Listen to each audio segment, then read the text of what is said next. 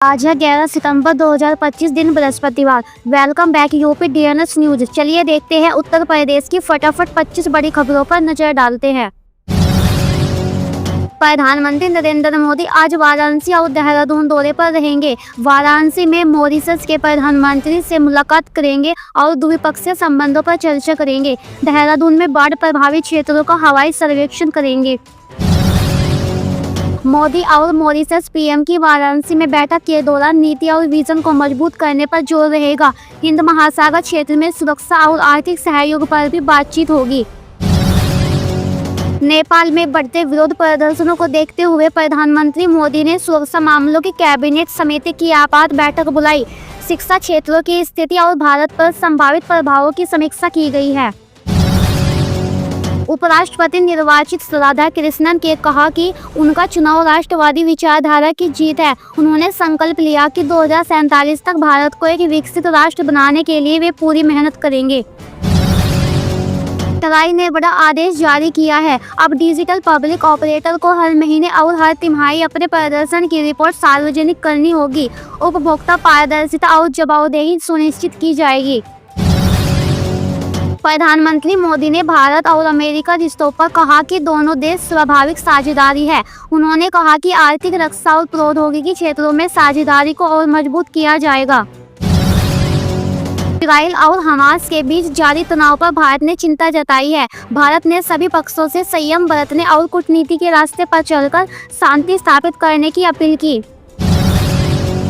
Doctor Jitendra Singh को 14वीं pension अदालत की अध्यक्षता की जिम्मेदारी सौंपी गई है। वे पेंशन से जुड़ी समस्याओं के समाधान और रिटायर लोगों की सुविधा सुनिश्चित करने पर ध्यान देंगे।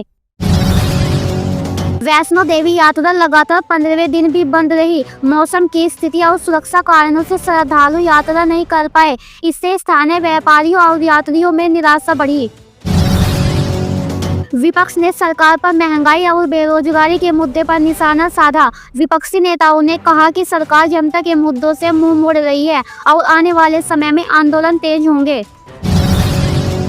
यूपीएससी ने पैट 2025 की प्रोविजनल उत्तर कुंजी जारी कर दी है। परीक्षार्थी अब पोर्टल पर जाकर आपत्ति दर्ज कर सकते हैं। आयोग ने आपत्ति दर्ज करने की अंतिम तिथि जल्द तय की है।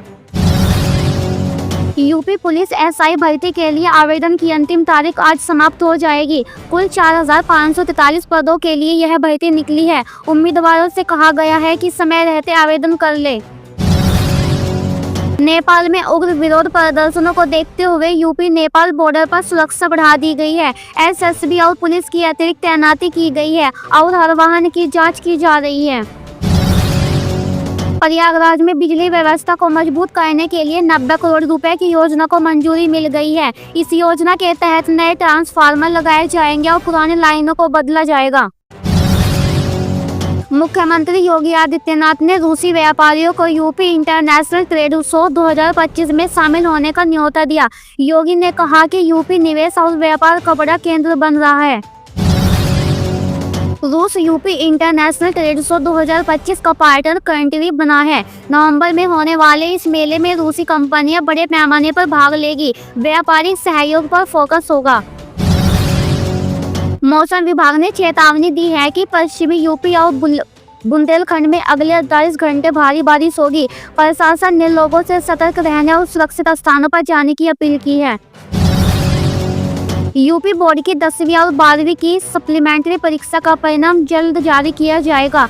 बोर्ड ने कहा कि छात्र अपनी मार्कशीट ऑनलाइन पोर्टल से डाउनलोड कर सकेंगे।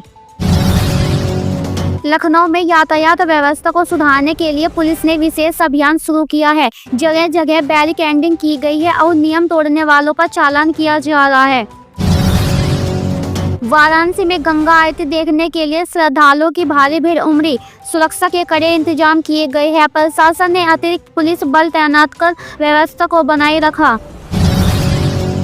नोएडा अथॉरिटी ने फ्लैट फल खरीदारों को राहत दी है। कई लंबित परियोजनाओं को मंजूरी दी गई है। इससे हजारों घर खरीदारों को अपने घर मिलने की उम्मीद बढ़ी है। आगरा में ताजमहल आने वाले पर्यटकों की संख्या लगातार बढ़ रही है। इससे होटल और पर्यटन उद्योग में तेजी आई है। व्यापारी और होटल मालिकों को राहत मिल रही है।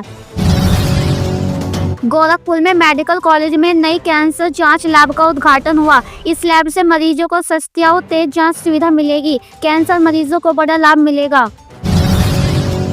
कानपुर में डेंगू के मामलों में लगातार बढ़ोतरी हो रही है। नगर निगम ने शहर में फॉगिंग अभियान चलाया है। लोगों से साफ सफाई बनाए रखने और मच्छरों से बचाव की अपील की है। मेरठ में खेल महोत्सव की तैयारी जोरों पर है। इस आयोजन से स्थानीय खिलाड़ियों को राज्य और राष्ट्रीय स्तर पर प्रतिभा दिखाने का अवसर मिलेगा। प्रशासन ने तैयारियां तेज कर दी हैं। तो ये थी आज की 25 सबसे बड़ी खबरें। खबर अच्छी लगे तो वीडियो को लाइक करें, शेयर करें और यूपी DNS न्यूज को सब्सक्राइब करें। धन्यवाद।